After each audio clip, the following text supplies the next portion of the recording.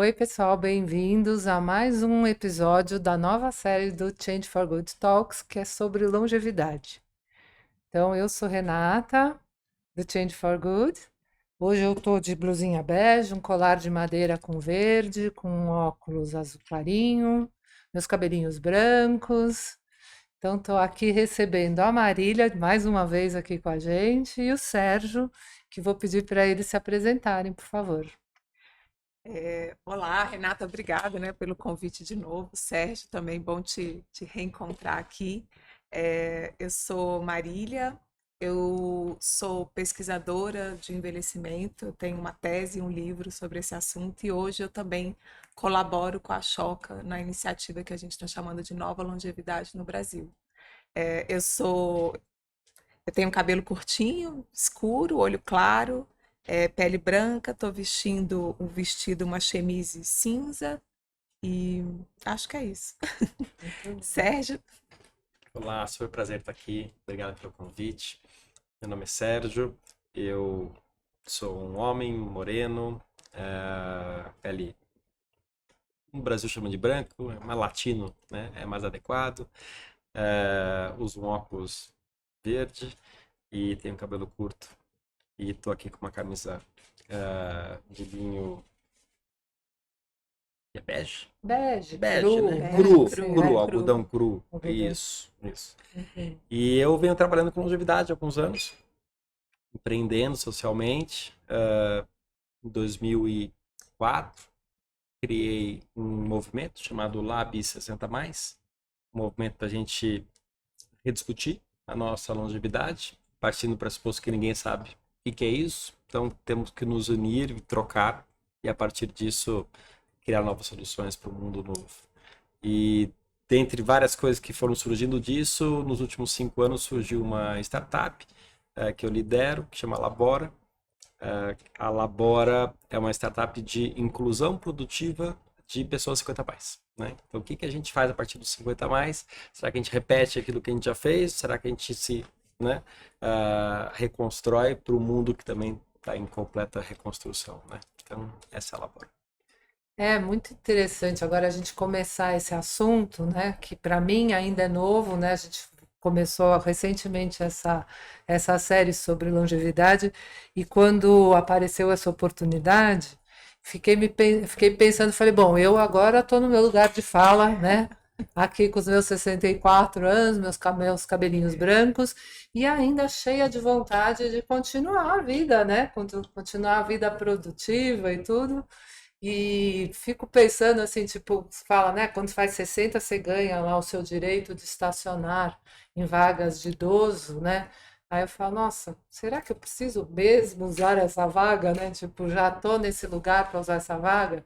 E, tipo, fila prioritária. Aí, como hoje eu moro metade Brasil, metade Europa, quando você chega na Europa não existe isso, Uhum. né? Então, assim, acho que até porque se existisse, a gente tem aquela visão de que ali sim tem muito idoso, como aqui, como se aqui fosse um país de muitos jovens, né?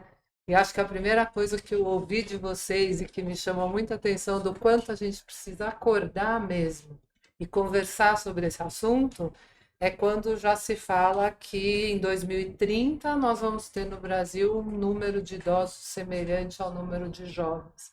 E 2050 a pirâmide vira, né? Quer dizer, acho que não é mais só o privilégio da Europa ter muito idoso, né? E até sem querer acabei falando privilégio, acho que é assim que a gente tem que olhar, não é isso? Uhum. Eu queria até que vocês contassem um pouquinho aí o que que é importante para a gente que não entende disso, o que que a gente tem que fazer, como é que a gente tem que acordar para esse assunto e realmente ter mais atenção. Quais são aí os desafios de encarar isso em termos sociais, nas nossas relações, em termos de Uhum. política pública, em termos de empregabilidade, né? De... A gente vai ter uma série inteira, né? Porque Opa, tem assunto aí em para meia gente, hora não vai não dar. vai ser possível, né? Eu começaria pelo idadismo, né? Ou etarismo. A gente ainda está definindo que palavra usar para esse preconceito contra a idade, né? Até na sua descrição, você disse, né? Tenho 60 anos, mas, né? E ainda né? Tenho vontade. Essa preposição que coloca como se fosse né, algo inusitado, né?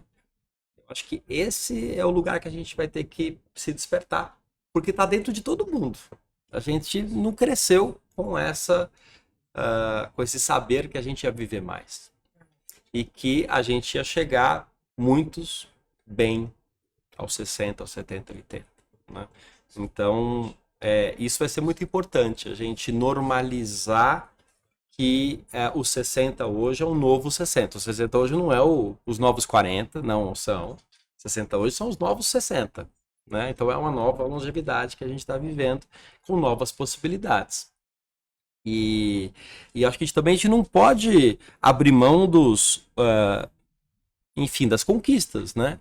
Que tem, né? Então, o privilégio de estacionar ou de ter um assento tem um porquê, né? Até porque quando a gente está falando de uma nova longevidade, a gente está falando de novas longevidades, né? Uma pessoa de 60 de uma região de um bairro, morador de um bairro mais rico de São Paulo, comparado com um bairro mais pobre, né? Com Paraisópolis, por exemplo, aqui perto, tem uma diferença bastante grande de expectativa de vida, né? Daí depende do indicador, mas por volta de 14 anos, né? Ou seja, se você vai para um outro grupo, população trans, né? Expectativa de vida é por volta de 38, também depende da pesquisa, mas 38, então assim, quiçá vai chegar aos 60, né? Então, assim, o que é essas novas longevidades? É uma multiplicidade de fatores que vai depender muito, né, dos outros marcadores identitários, né? Que Não, a gente interessante carrega. você falar isso, porque eu fico pensando assim, eu adoro entrar nesses assuntos que eu não conheço nada, porque aí eu Mas ninguém conhece, tá? Ninguém todo conhece. mundo aprendendo. Essa não vamos... Não, mas é legal porque aí vai desmanchando algumas verdades que a gente cria só para ter a sensação que a gente está andando em terreno seguro, né? Então, quando eu falo assim, ai, nossa, quase como se, ai, que absurdo eu ter direito de estacionar o carro numa vaga prioritária, né? Mas por quê? Porque eu estou nessa situação, como você estava falando, privilegiada mesmo, de ter saúde para isso, porque eu tive condições de me manter saudável, né? Assim, de ter. Sim. Isso não é verdade para todo mundo, né? Quer dizer, melhor não mexer nas vagas e que elas sejam usadas realmente por quem precise, sabe? Não, e outra, assim, a gente vai ter que tomar cuidado também com essas políticas públicas, né?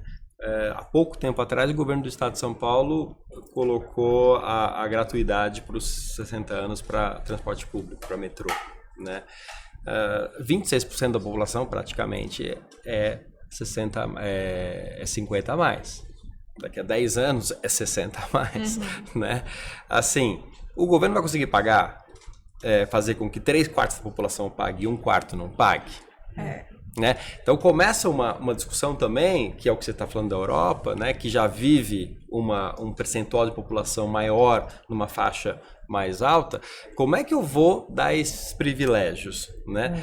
Tem um demógrafo americano que ele defende muito que a idade devia ser contada ao contrário, né? Ou seja, pelo seu marcador identitário. Ou seja, qual é a tua expectativa de vida que você tem, né? Porque uma pessoa morador de um bairro, de uma favela de São Paulo, a expectativa, como a gente falou, é 14, 10 anos menor. Então, assim, essa pessoa chegar aos 60 é muito mais difícil, ainda mais se for um homem preto, né? Não chega, ou chega muito menos.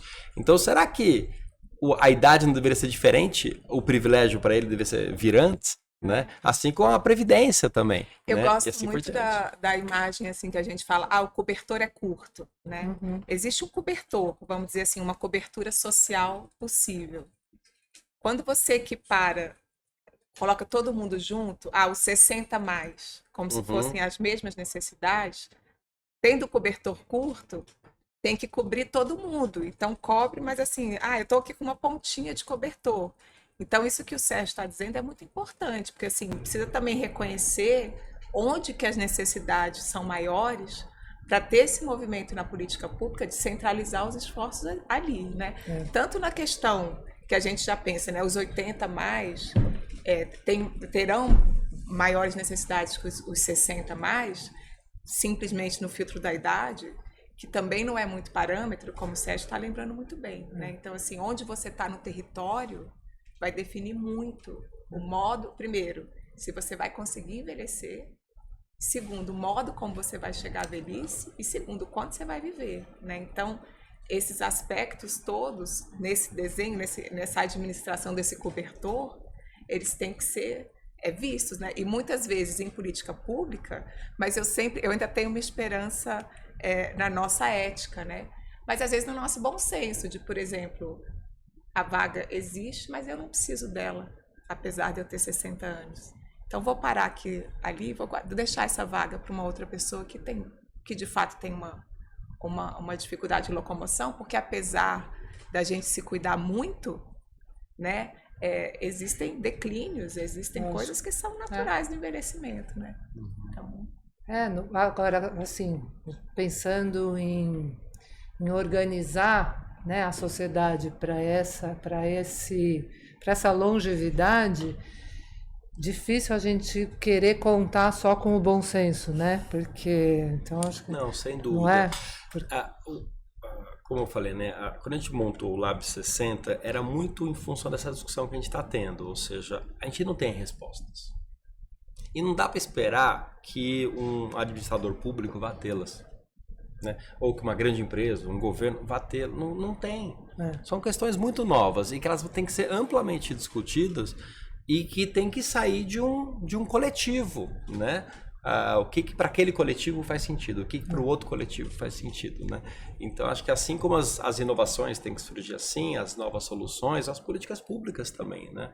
Então acho que a gente ainda está vivendo um momento que o nosso chip cultural do tal do etarismo, do idadismo, quando a gente fala de idoso, quando a gente fala de envelhecimento, vem uma figura muito distante de nós, né? Sendo que é isso, né? Tem uma parcela muito grande da população que já é parte e se está bem, se considera bem, ela não quer fazer parte desse grupo. Não, eu não sou idoso. Quanto que a gente escuta isso, né? Então, assim, como que a gente normaliza assim? Você né? Eu fiz 50 anos esse ano, né? Assim, poxa, que legal que eu fiz, né? Exato. Então, acho que como é que a gente traz essa discussão da potência que a gente ganha com a idade, né? Sérgio, desculpa, Marília, mas é só porque eu queria pegar esse ganchinho no que você falou. Vamos dizer que eu te conheço já há alguns anos, né? Bastante, até quando você acho que era ainda no começo do seu trabalho com longevidade, na época que não sei nem se era esse o termo que eu usava, né?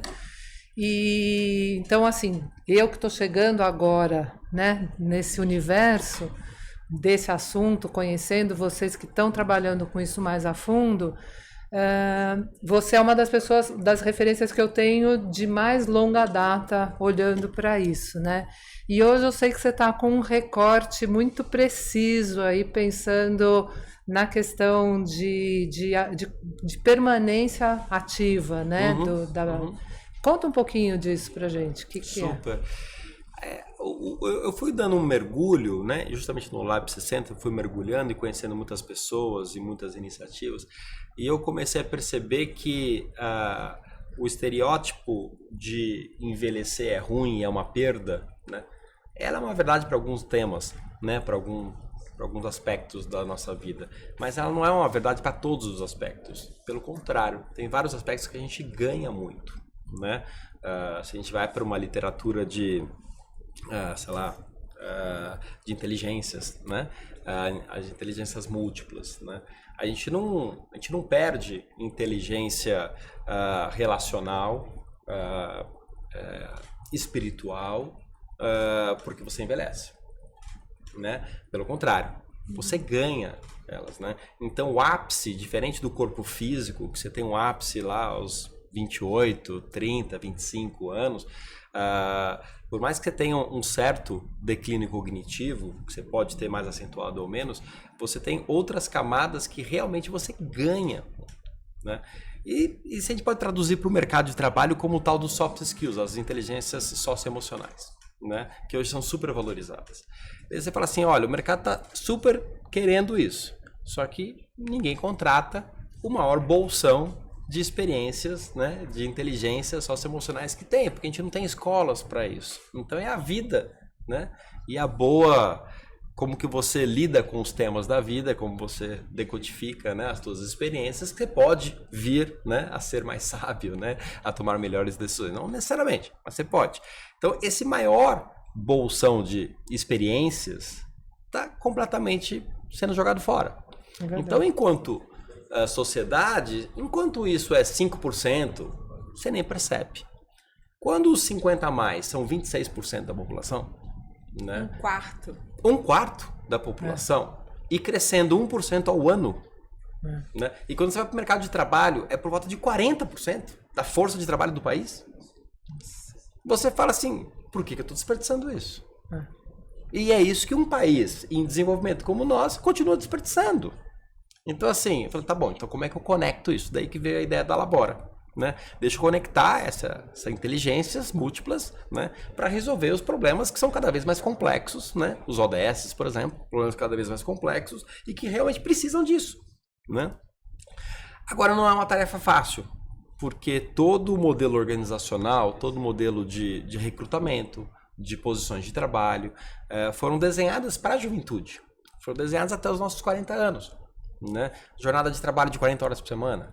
Assim, você vai colocar uma pessoa de 80 anos fazendo isso? Assim, não vai fazer bem para a saúde, dificilmente vai fazer bem, né? Então, como é que você redefine isso? Então, a gente foi para um lugar de trabalhar duas questões. Uma é trabalhar muito forte reskilling, recondicionamento profissional, ou seja, como é que você fecha algumas lacunas que estão faltando, né? Talvez você não se atualizou em termos de digital, talvez você tenha algum software novo de inteligência artificial que você ainda não conheceu, talvez tenha uma nomenclatura de, sei lá, trabalho ágeis, né? O que é isso, né? Talvez você saiu do mercado há 5 anos atrás, você não sabe o que é um trabalho ágil, né? Mas isso é o jeito de se trabalhar hoje em dia. Então você tem algumas pequenas lacunas que não são essenciais, não é o hard, né? Não é uma coisa dura, mas você tem que dar uma lapidada. Então você tem todo um trabalho de dar muito curso. E segundo, as pessoas se conectarem muito, porque também tem um senso delas, poxa, eu sou menor, eu não sei, a tecnologia não é para mim, né? Tem todo esses preconceitos que as pessoas têm sobre elas mesmas, né? Então você tem que tirar isso, colocando elas, trazendo elas para uma comunidade, elas vendo umas às outras e falando assim, nossa, a gente é muito legal, a gente é muito isso. Claro que tem outras coisas. E você começa a se reconhecer como grupo, você tem treinamentos, e daí tem algo mais difícil, que é você assim, tá bom, qual é o trabalho que eu vou conseguir conectar? E daí a gente foi para um lugar de um modelo de trabalhos flex, né? Uns trabalhos muito mais flexíveis do que são hoje, com jornadas mais curtas, jornadas que você escolhe o dia e o horário que você quer fazer, e com habilidades que é o que o mercado está precisando agora, né? Então, na prática, a gente estuda quais são posições emergentes no mercado, ou seja, que são muito demandadoras, que não tem ninguém falando, tipo, inteligência artificial. Né? É uma coisa que a gente está, por exemplo, né, em off, não fala para ninguém, mas a gente está trabalhando para ter, por exemplo, um curso sobre isso, né? Por quê? Porque isso a gente sabe que vai abrir muitas posições de trabalho, né? Não adianta eu falar de, sei lá, engenharia civil. Isso tá mais do que bem dado, né? Então a gente precisa ir para coisas novas, né? Programação. E o legal dessas coisas novas é que, independente da idade, tá todo mundo aprendendo, né? A inteligência artificial é uma coisa que as pessoas ainda não estão trabalhando tão fluentemente com Todo ela. mundo tá precisando aprender. Agora, só os jovens estão sendo convidados a aprender. Mas esse é o problema. Essa era a questão que eu ia te colocar, porque você abriu essa fala falando do idadismo, né? Do desafio do idadismo. E eu vejo muito teu trabalho como duas frentes. Você trata do idadismo dentro das empresas, né, de reconstruir essa mentalidade, essa cultura em torno da potência do trabalho da pessoa idosa, né, dos mais velhos, mas você também trabalha com o idadismo das próprias pessoas mais velhas, dizendo, não é mais para mim, eu ouço em todo lugar que não é para mim, que inteligência artificial não é para mim, que trabalho não é mais para mim. Sim. Então eu imagino... Tecnologia não é da minha geração. Eu imagino o seu lugar, assim, porque o idadismo que você combate é nas duas frentes. Né? Sem dúvida, sem dúvida. Sem uma reconstrução pessoal sobre quem eu sou e o que eu vou ser daqui para frente, eu fico preso ao passado. Uhum. Né? E daí, realmente, eu não pertenço ao presente. Uhum. Né? E o passado é idadista. Né? O passado é idadista. Né? Não tem quem não tenha sido educado. Explica um pouquinho o que quer dizer exatamente idadista, porque eu consigo intuir, mas eu acho que é uma palavra nova. Eu viro para você e falo assim: Renata, você tá linda. Parece que você tem 35 anos. Já foi uma fala idadista. E mais ainda, você fala, nossa, ganhei meu dia.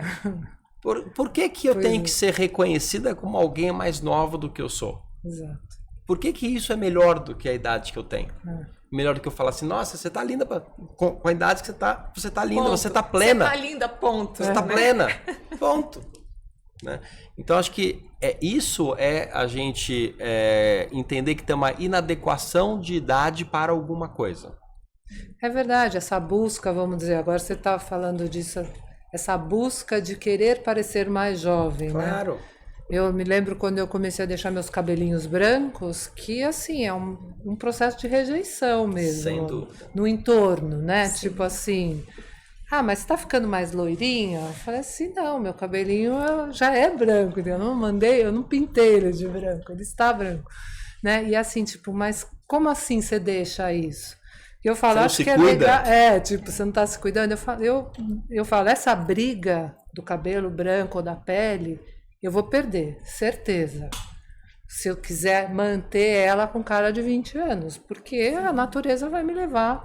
Então, assim, até não mesmo. Deveria falar perder, né? Talvez não, mas eu falo assim, por que eu vou ficar investindo em querer parecer mais jovem? Num congelamento de idade que você já não tem. Eu só gostaria de estar bem na minha idade de 64 anos, recém-feitos no começo do mês. É isso. Tá? Parabéns. Então, assim, tipo, porque eu falo, não adianta ir para esse lugar, né? Eu acho que não vou botar energia nisso. Quero sim me atualizar, né? Quando você está falando de fazer cursos e tal, até uma coisa que eu tenho feito com o Rony, falar assim, quando tem esses summits de inovação, eu moro um pouco, né, parte do ano em Portugal, então nós estávamos lá e ia ter em Lisboa. Eu falei, vamos, que tá aqui do lado, né, no Web Summit. Vamos. Até pra gente ver tudo que a gente não sabe e saber que tem um monte de coisa pra gente aprender. E a gente chegou lá e ficamos. Tinha até uma palestrinha que era sobre moda sustentável. Eu falei, nossa, tudo bem, eu no Change trabalho com consumo consciente. Deixa eu ver essa moda sustentável. Imaginando que iam falar de tecidos que não causavam, sei lá, que não usavam tanta água, que não poluíam. Não. Foram falar de metaverso. Eu olhei e falei, oi? O que é esse? Esse eu não conheço. Né? Assim, aí não, explicando que as pessoas vão consumir no metaverso. Falava, foi excelente esse momento aqui para eu ter certeza que eu não entendi nada. Não tem registro.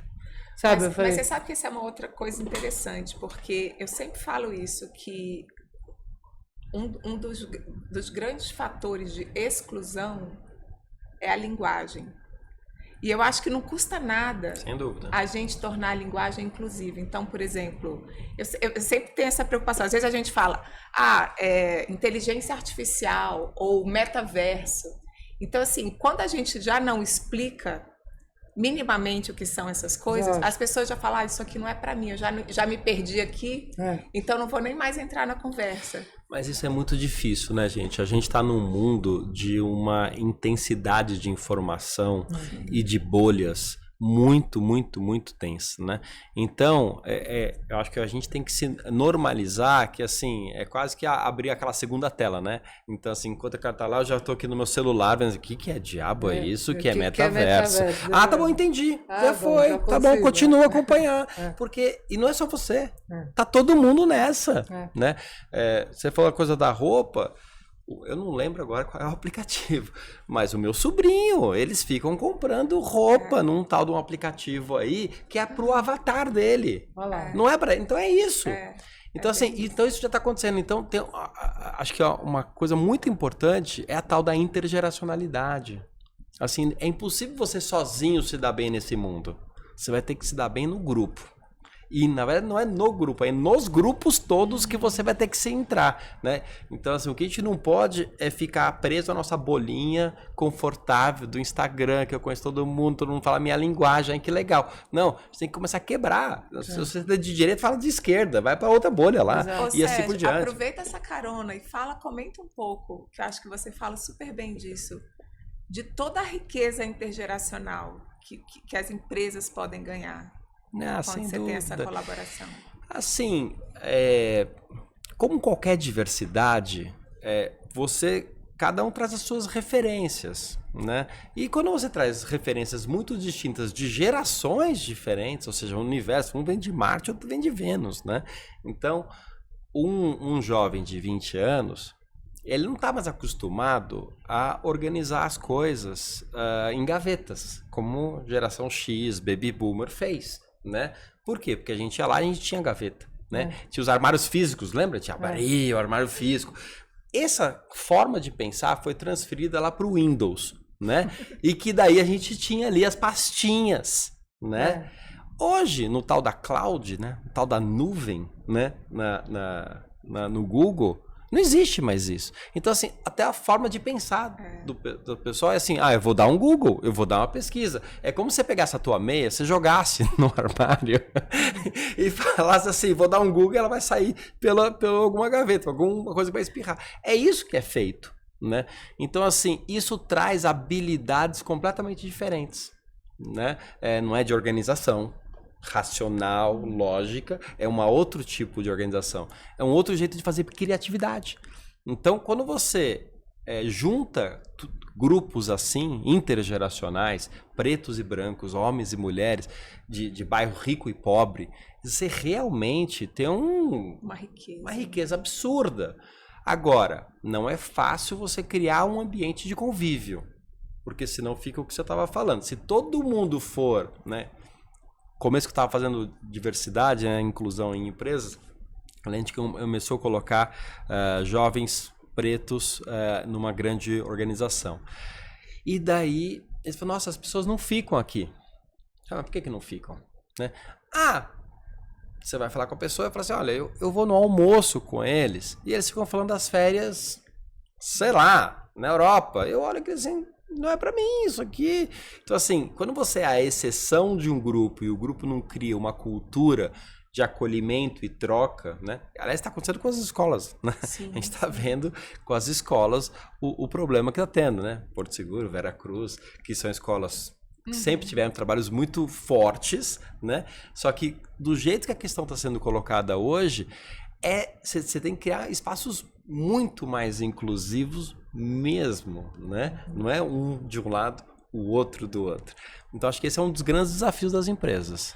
Como é que a gente cria essa cultura, esse ambiente intergeracional, e é um intergeracional novo, né? Porque, assim, já existiam 3, 4 gerações trabalhando juntas, só que o mais velho era lá em cima e o mais novo era lá embaixo. Então, ficava, né? Um no refeitório e outro no restaurante. Era assim que ficava, né? Hoje, as 4 gerações, e daqui para frente, vão estar tudo misturada. Por que vão estar misturada? Porque se a pessoa de 60 anos, de 50 anos, vai fazer uma requalificação profissional, vai trocar de carreira, vai entrar no programa de entrada, que não vai ser o trainee, né? Não vai ser só no filme. Vai ser um outro tipo de programa, porque é uma outra carreira que tem que ser desenhada, né? Mas ele vai estar no mesmo nível que aquele jovem. Como é que você vai fazer acontecer isso aqui, né? Com linguagem, com troca, com velocidades, A velocidade de uma pessoa de 65 anos não é a mesma velocidade de um garoto de 20 anos. Velocidade de fala, de articulação, rápido, né? Como é que você vai pausar isso? E o outro não vai ser quem vai falar lento, né? Como é que você vai respeitar esses tempos? Como é que você vai respeitar a postura, né? A postura de alguém mais velha, tipicamente, é mais flácida, é normal que seja, né? Ainda mais no nosso biotipo brasileiro, né?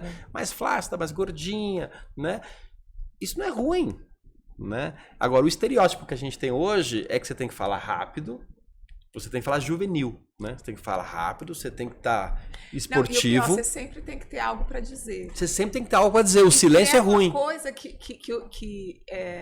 a maturidade tem de grande virtude também, né? A questão de deixar o tempo entrar. Claro. De ouvir. O silêncio fala. E de pensar. Não, peraí, que eu preciso pensar antes de me colocar aqui, né? Que é uma coisa que quando a gente vai ficando mais velha, a gente conquista esse direito à pausa, ao silêncio, ao tempo. E que às vezes é muito, muito mais produtivo do que ficar metralhando. E até ver se o que você tem a falar vai agregar no todo, porque senão você fala assim, depois se é só porque eu quero falar, daqui a pouco eu falo em outro momento para não cortar. Sim. Né? Sim. Porque acho que quando você é jovem, você ainda quer mostrar serviço, não sei o que é, talvez você quer, né, se expor para que as pessoas percebam lá o que você tem ali dentro. De um lado é esperado que você haja assim, né? Numa dinâmica de RH. É esperado que você participe, que você vá, né? E por outro lado, né, a tua velocidade, né, das tuas células está mais rápida, né? É normal isso, né? Então você está respondendo ao momento que você está de vida, né? Agora, a gente sempre teve essas respostas. Esse é o grande desafio, né? Ou seja, posições de entrada, né? A empresa tipicamente são empresas piramidais, né? Ou seja, a base, pessoas mais baratas e mais jovens, né? E depois vai subindo, vai saindo aquelas pessoas e vão ficando poucas e mais velhas. Essa pirâmide é que se quebra inteira, né? E tem que se quebrar, porque como você falou, a pirâmide etária da sociedade também não é mais pirâmide e vai ser cada vez menos. Ela vai subir, né? Aquela barriga de baixo, ela está subindo, né? Então você vai precisar na base da pirâmide, na base da empresa, né, ter pessoas de todas as idades, ela não ser tão larga assim, e você vai ter algo muito parecido com o que é a distribuição etária, ou seja, isso significa que você vai ter que mudar a tua organização, como que você se organiza, né? De vários modos, assim. Hoje, por exemplo, tem uma coisa muito atual que a gente tem discutido no próprio Sistema B, né, em várias organizações, que é assim, como que você para de ter o super-herói na liderança? Ou seja, a pirâmide não tem mais um topo. Você tem uma co-liderança, você tem 3 pessoas liderando. Isso já é uma baita novidade. Você ensina as pessoas a liderarem, né? Liderarem, fomentando, né? Sendo chefe, liderando. Né? Então você vê, a gente cai aqui para uma discussão de organização, mas na verdade tem tudo a ver com a discussão de gerações e de longevidade. Porque, e acho que é isso que eu venho trabalhando muito, assim, o futuro do trabalho não tem como você não refletir isso, né? Não é só sobre a questão da diversidade etária, é sobre a tecnologia que está mudando tudo, né? A tecnologia está diminuindo muito o tempo, os ciclos, né, de desenvolvimento, né? Então, a gente ficava antes... o tempo de vida das empresas estão diminuindo, o tempo das posições de trabalho estão diminuindo, o tempo da permanência das pessoas nas organizações está diminuindo. Então, assim, como é que você faz isso? Esses tempos todos estão diminuindo, o nosso tempo de vida está aumentando. Isso quer dizer que a gente vai ter vários ciclos. Tá, mas se a tecnologia está mudando tão rápido, mesmo que eu tenha, não é eu sair de uma empresa e entrar em outra, sair de uma empresa em outra. Não, eu ter várias profissões. Nossa, é muito desafiador, né? É muito. Não tem mais aquela questão, o que você vai ser quando você crescer? De você fazer a mesma coisa a sua vida inteira, né? Até porque hoje a gente tem um modelo, as pessoas estão trabalhando por projetos, né? Mesmo dentro da mesma empresa, agora juntou esse projeto, faz uma equipe para esse projeto, faz uma equipe dentro da mesma empresa. Então, assim, ter esse portfólio, que eu acho que é o que você trabalha muito, né, Portfólio de Sérgio? trabalhos. Portfólio de trabalhos, portfólio de habilidades. Uhum. Que assim, para esse aqui é essa. E eu acho que esse é quase um match, né? Assim, É isso aí. No fundo, assim, você desconstrói aquela embalagem que a gente sempre se colocou. Eu sou engenheiro, eu sou empreendedor, que é uma grande embalagem, que é um carimbão que te colocam. E você vai vendo os ingredientes que você tem, né? As habilidades que você tem. E quando usar uma e quando usar outra. É muito mais vivo, né? É muito mais real isso, né? Não, fica uma coisa dinâmica gostosa, A né? gente Porque deixa- cheia de variedades, A né? gente deixa de ser um parafuso, um RH, e passa a ser gente, né? Gente que se transforma, que muda, né? E que legal, né? Você não era pai, de repente você passa a ser pai, depois você passa a ser avô. Então, assim é a vida, né? Você muda os papéis. E eu acho que esse é bonito, mas é desafiador.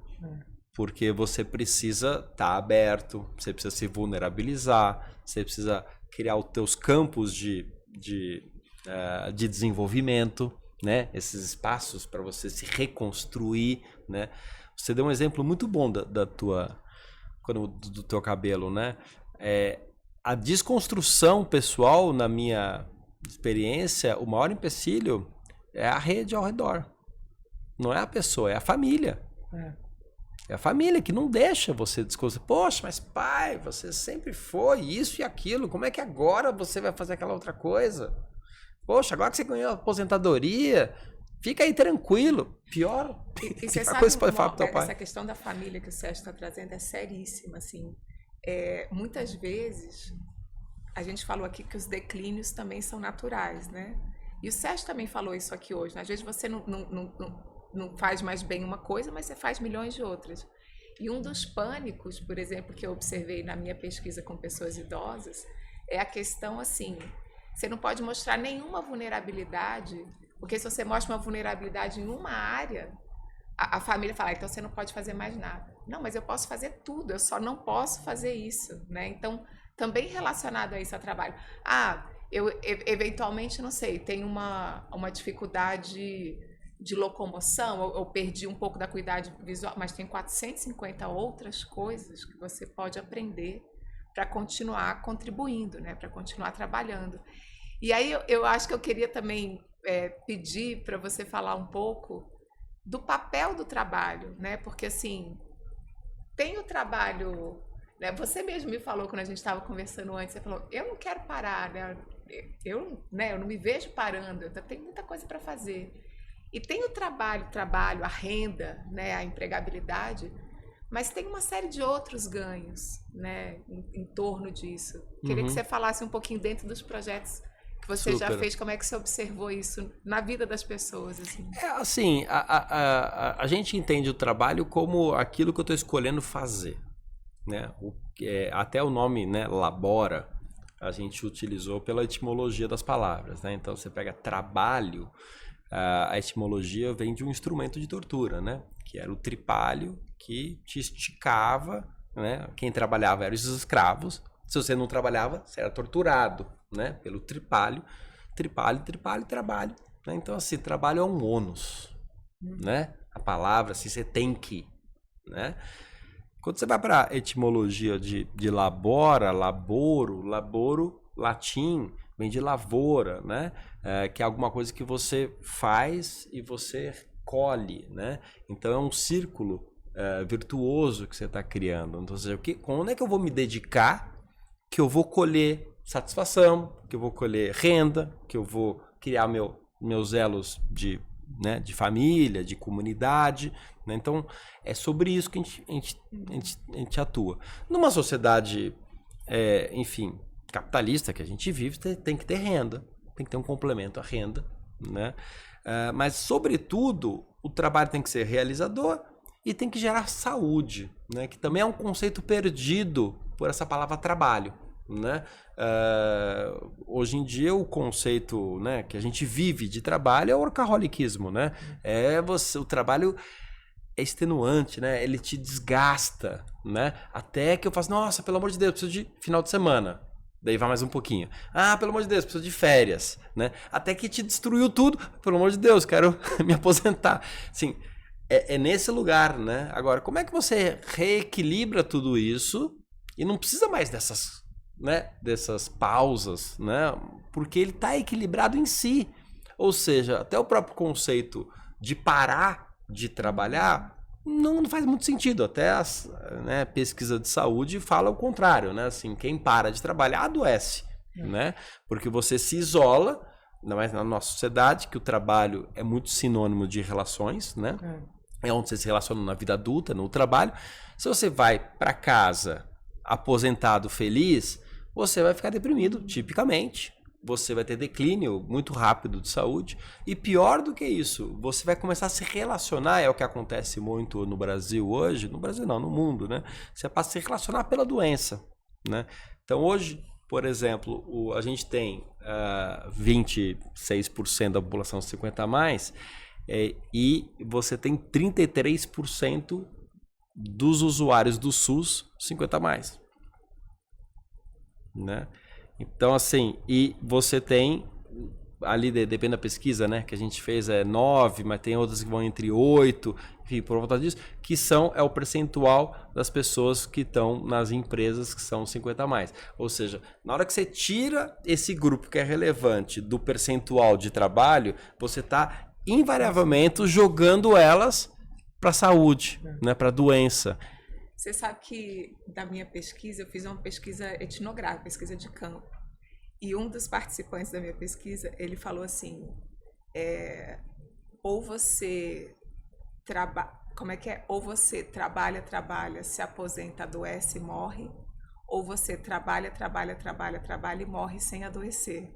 Né? Ele falou, não, porque quando você está trabalhando, você está vivo, né? Você está produzindo, você está conectado, você está... Sim, né? Sim. E eu achei genial, assim, o modo como ele colocou. Mas é claro que a gente tem que equilibrar, né? Assim, se eu não posso fazer o mesmo trabalho dos 20 aos 80, provavelmente não vai ser tão bom, né? Você tem que ir mudando o que Mas é trabalho. você soluciona isso também, né? Quando você fragmenta o... Microjornadas, com aviso de sentar e levantar, com teste com a pessoa para ver quando ela entra, quando ela sai, como é que ela está. A gente faz um acompanhamento bem grande. A gente aplica o protocolo da Organização Mundial de Saúde, da autoavaliação de saúde integral, né, que é o RUCOL, uma fração dele todo dia e ele inteiro todo mês, para ver como que o trabalho faz bem para as pessoas.